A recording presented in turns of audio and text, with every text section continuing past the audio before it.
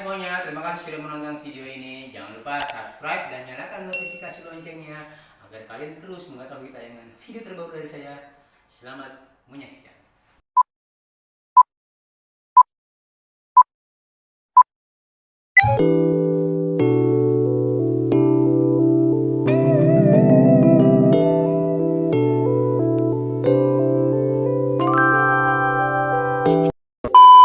Assalamualaikum warahmatullahi wabarakatuh. Kembali dengan saya di YouTube channel Tri Apoko. Dalam kesempatan ini saya akan mengulas kira-kira apa prediksi pertanyaan-pertanyaan ujian skripsi yang sering ditanyakan para penguji. Yuk kita lihat satu persatu.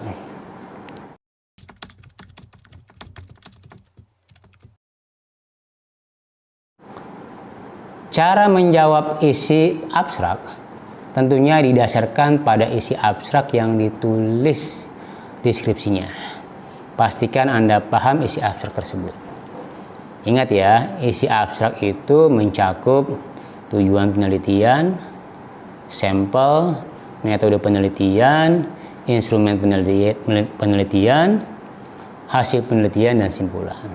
Jadi kuasai isi dari abstrak tersebut.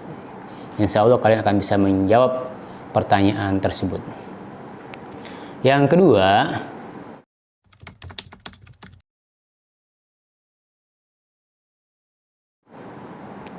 nah, ketika ditanya seperti itu, ya, Anda jawab dengan menguraikan fokus masalah atau variabel terikatnya, atau Y, ya, atau dependent variable. Misalnya, pentingnya keterampilan berbicara. Nah, deskripsikan masalah-masalah yang dihadapi siswa dalam pembelajaran speaking atau berbicara tersebut. Nah, setelah itu berikan solusi atau alternatif cara mengatasi atau meningkatkan keterampilan berbicara itu. Misalnya, metode pembelajaran kontekstual. Anda bisa ungkapkan kelebihan atau keunggulan metode tersebut. Lalu kaitkan seberapa efektif metode kontekstual tersebut terhadap keterampilan, misalnya keterampilan berbicara. Nah, ini penting untuk model penelitian PTK dan eksperimen ya. Tapi tidak terlalu jauh juga dengan penelitian kualitatif lainnya seperti studi kasus. Ya, sebenarnya ini mirip dengan menjelaskan latar belakang masalah atau latar belakang penelitian. Nah, jadi kalian cukup fokus ya menjawab ya dengan cara demikian. Nah, yang ketiga,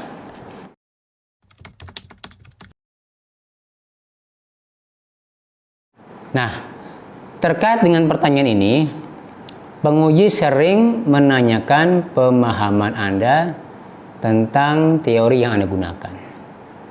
Misalnya, apa yang Anda maksud dengan keterampilan menulis? Nah, ya, sekarang saya coba membahas untuk keterampilan menulis. Misalnya, apa yang Anda maksud dengan keterampilan menulis? Nah, atau mengapa Anda menggunakan metode pembelajaran kooperatif. Nah, ketika Anda ditanya seperti ini, Anda bisa langsung jawab dengan kalimat berdasarkan buku atau jurnal yang saya baca dan yang saya pahami yang berjudul ya apa misalnya dan ditulis oleh siapa. Pastikan Anda ingat ya judul dan siapa penulisnya. Keterampilan menulis adalah bla bla bla bla. Nah, dari teori ini ya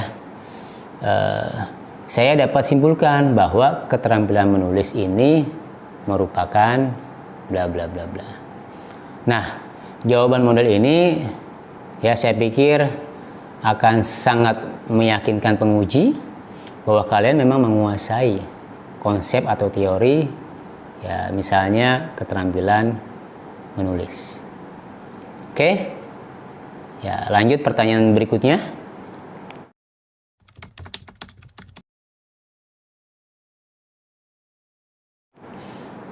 Nah, untuk pertanyaan ini ya, sejalan dengan pertanyaan sebelumnya.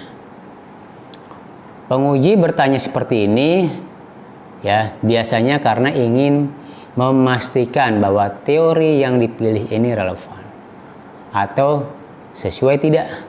Nah, oleh karena itu kalian cukup menjawab dengan cara begini. Saya pilih atau gunakan teori ini karena sangat relevan dan memiliki keunggulan-keunggulan atau kelebihan seperti bla bla bla bla, atau sesuai dengan penelitian relevan yang ada bahwa metode pembelajaran ini ya misalnya kooperatif atau kontekstual ya efektif atau mampu meningkatkan proses kualitas pembelajaran. Oke. Pertanyaan kelima.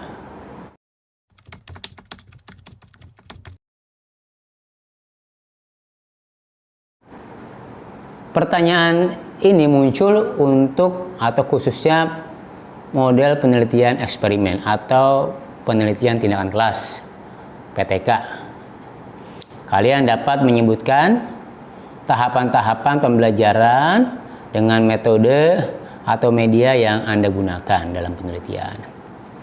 Ya, layaknya kalian mengajar tentu ya kalian sudah menguasai ya kegiatan mengajar di kelas. Jadi tinggal diungkap saja karena kalian melaksanakan penelitian tersebut di kelas di lapangan. Nah, usahakan dijawab cukup detail. Agar apa? Agar penguji yakin Anda mampu mempraktekannya. Nah, biasanya kalau kalian sudah menceritakan secara detail, penguji tidak perlu meminta kalian mendemonstrasikan ya cara ngajarnya misalnya ya. Tapi kalau misalnya diminta juga kalian harus siap ya. Oke. Pertanyaan berikutnya,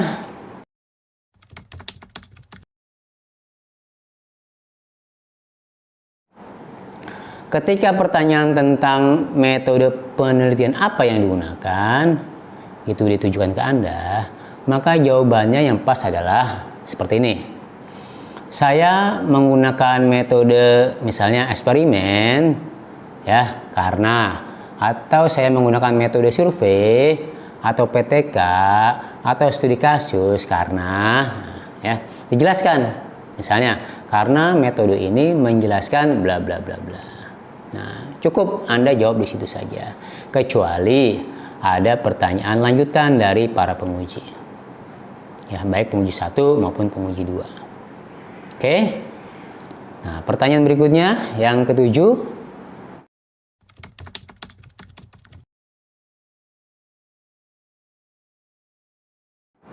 Nah, pertanyaan ini dapat Anda jawab dengan instrumen adalah alat untuk mengumpulkan data. Karenanya, instrumen yang saya gunakan dalam penelitian ini adalah tes. Nah, kalau itu tes, kalau angket ya. Lalu sampaikan kenapa tes misalnya. Tes ini digunakan untuk mengukur hasil belajar misalnya IPS atau hasil belajar matematika atau IPA atau yang lainnya pada siswa apakah itu SD, SMP, SMA atau SMK ya. Kelasnya juga disebut apakah kelas 5 atau kelas 8 atau kelas 11. Oke. Lalu kalian sampaikan juga saya menggunakan tes misalnya pilihan ganda yang terdiri atas ya 4 pilihan A, B, C, dan D. Nah, ini kira-kira jawaban yang pas yang bisa kalian siapkan jika ditanya seperti ini. Yang berikutnya ke-8.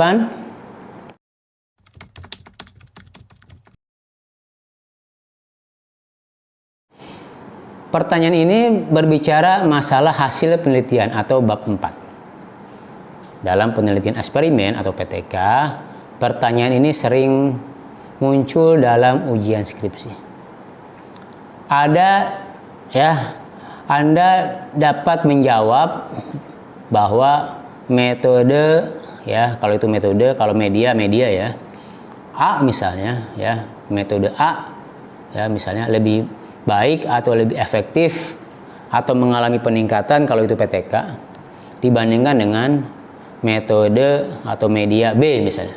Kenapa? Karena selama proses pelaksanaan penelitian di kelas, kelompok eksperimen yang belajar dengan metode A misalnya, siswa terlihat lebih aktif dan semangat dalam mengikuti pembelajaran.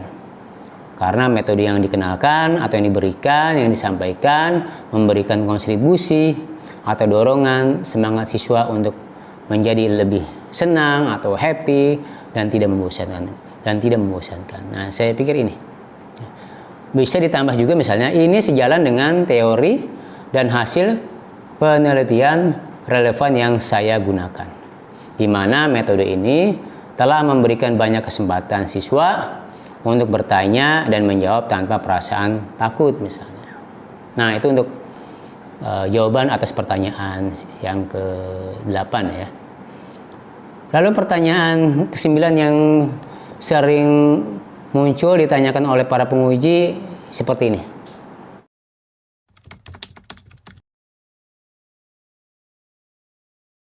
Berdasarkan pertanyaan penguji ini, Anda cukup jawab dengan kalimat berdasarkan data penelitian yang saya kumpulkan dengan instrumen tes kah atau kuesioner atau juga dengan wawancara ya misalnya, maka saya analisis dengan menggunakan rumus statistik ya seperti percent product movement atau uji T dan menghasilkan temuan bahwa metode pembelajaran A misalnya lebih efektif dibandingkan metode pembelajaran B terhadap hasil belajar IPS misalnya. Kembali, ini contoh untuk penelitian eksperimen. Oke, hal ini bisa dilihat ya misalnya ya, kalian lanjutkan. R hitung lebih besar daripada R tabel. Ya, misalnya kalian sebutkan angkanya, harus hafal ya, harus hafal. Misalnya 0,576 lebih besar dibandingkan R tabel 0,340 misalnya. Jadi harus hafal ya, pastikan angka-angka nilai skor ya dari R hitung atau R tabel itu hafal. Nah, sementara untuk penelitian PTK ya bahasanya misalnya ditemukan bahwa metode A dapat meningkatkan hasil belajar IPS. Ya, untuk materi apa? Biasanya kalau PTK itu bicaranya fokus pada materi tertentu. Nah, bagaimana dengan metode survei? Nah, untuk metode survei kalian bisa menjawab ditemukan bahwa terdapat hubungan positif dan signifikan antara variabel X ya.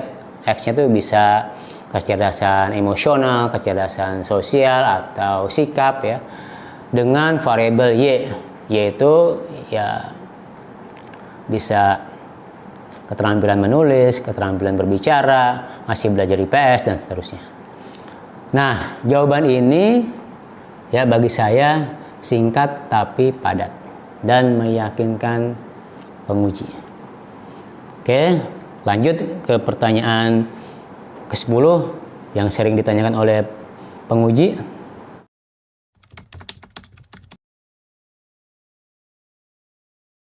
Nah, untuk pertanyaan ini penguji mulai bertanya di bagian akhir atau bab 5. Ya, udah mau selesai nih.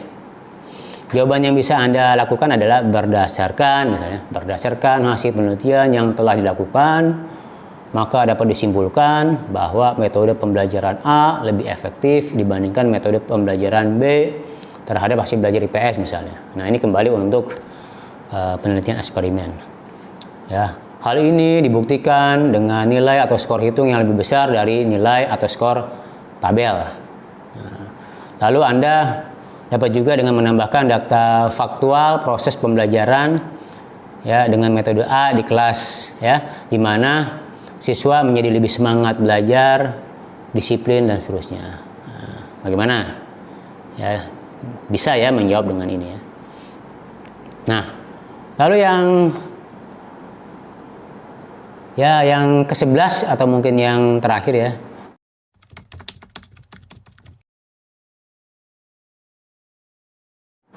pertanyaan ini sebenarnya lanjutan dari simpulan, ya.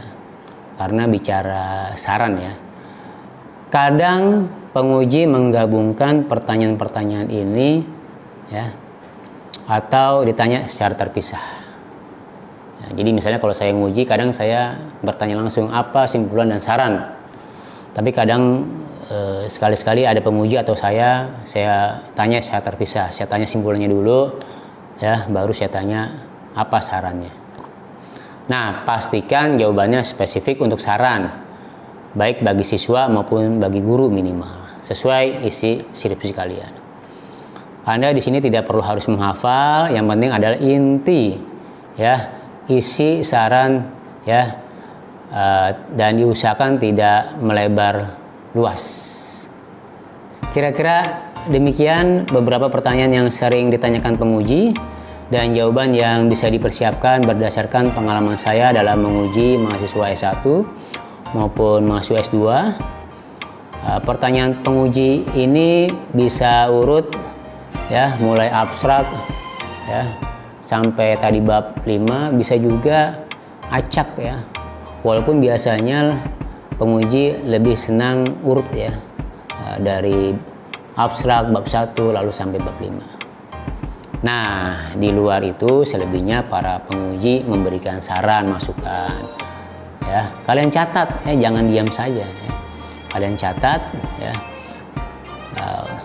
Ini untuk perbaikan skripsi Anda secara teknis. Apakah itu tanda baca, ukuran margin, cara mengutip yang benar, atau struktur kalimat serta pemilihan diksi atau kata.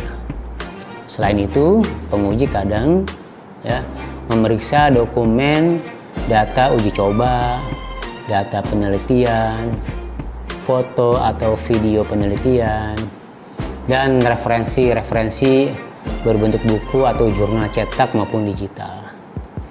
Biasanya penguji lakukan ini kalau jawaban-jawaban mahasiswa kurang memuaskan atau meragukan penguji. Tapi terlepas dari itu, penguji sebenarnya hanya ingin melihat kesungguhan kalian dalam menghadapi ujian skripsi. Terlepas dari itu, penguji ingin melihat kesungguhan kalian dalam menghadapi ujian skripsi. Bagaimana rekan-rekan mahasiswa yang akan siap-siap diuji? Semoga mendapatkan pencerahan atau makin deg-degan. Saya yakin Anda mampu dan bisa. Demikian video saya kali ini, semoga bermanfaat. Assalamualaikum warahmatullahi wabarakatuh.